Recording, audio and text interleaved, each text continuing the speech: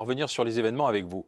Un petit rappel, Alain. D'abord, Ceuta, c'est une enclave espagnole située au nord-est du détroit de Gibraltar. C'est un territoire d'un peu plus de 18 km² qui compte 84 000 habitants. Et donc, vous le voyez, il existe une frontière terrestre entre cette enclave européenne et son voisin, le Maroc. Ce qu'il s'est passé maintenant, c'est qu'entre le 30 et le 31 juillet dernier, 72 000 migrants venus du Maroc ont passé cette frontière, souvent à la nage, en passant par la ville de Fnidek au Maroc, et l'Espagne s'est retrouvée débordée. On parle d'au moins 70 morts lors de cette crise migratoire. En fait, tout est parti d'une rumeur prétendant que la frontière était ouverte. Cette fausse information, en fait, faisait référence à une récente décision du tribunal suprême espagnol qui disposait que le renvoi immédiat d'un migrant ne s'appliquait pas aux personnes arrivées par la mer. C'est en fait une décision qui a été mal interprétée selon le gouvernement espagnol. Alors, et depuis, Elisa, où en est-on? L'identité de ces migrants ont quitté Ceuta. Les autorités espagnoles assurent qu'environ 70 000 migrants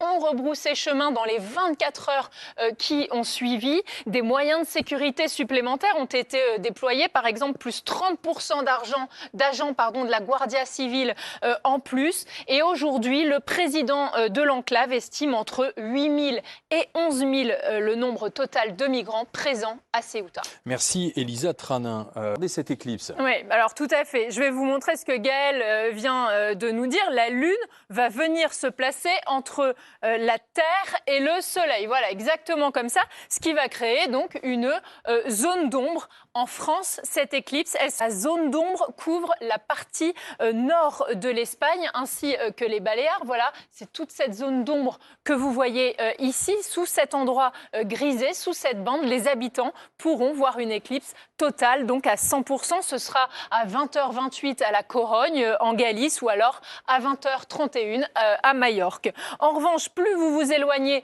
de cette zone d'ombre, plus le pourcentage d'occultation diminue. J'en viens donc à la carte de France, où l'éclipse sera partielle. C'est logiquement au Pays Basque que vous la verrez le mieux, 99,5% à Biarritz. Vous remontez vers Paris, vous n'êtes plus qu'à 92,2%.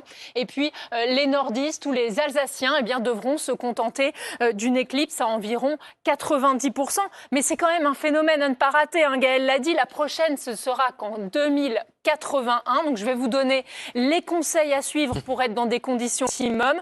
D'abord, n'hésitez pas à observer dès aujourd'hui où le soleil se couche et trouver aussi un endroit bien dégagé. Vous pourrez voir mercredi l'horizon. Sachez qu'il y a en France plus de 200 sites d'observation répartis sur tout le territoire. Et puis pour terminer, vous l'avez dit Alain, le plus important, c'est de s'équiper en lunettes spéciales certifiées aux normes internationales. N'observez pas le soleil directement car il y a vraiment un risque de cécité d'éclipse.